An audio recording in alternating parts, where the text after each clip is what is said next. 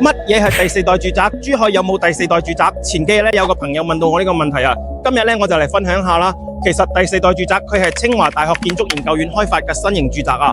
咁第一代咧佢係茅草房，第二代咧佢係磚瓦屋，咁第三代咧就係我哋而家大多數人而家住緊嘅電梯樓啊。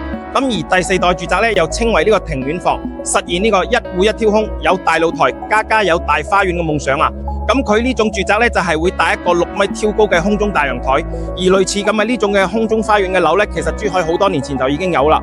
佢當年嘅廣告賣點就係呢種咁嘅空中花園、獨立大陽台嘅庭院設計。不過當年呢種咁嘅大陽台設計咧，大多數都計喺你自己屋企嘅產權面積入邊啊。咁得房率咧一般只有8-9成左右。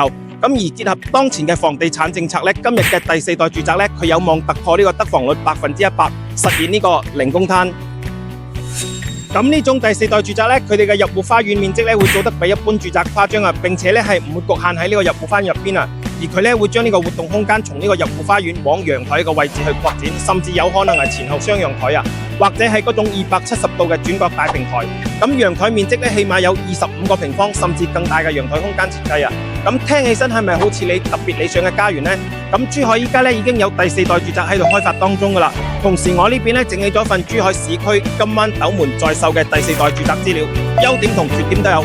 如果你對呢個第四代住宅有興趣嘅，可以發3個6，我將資料安排俾你。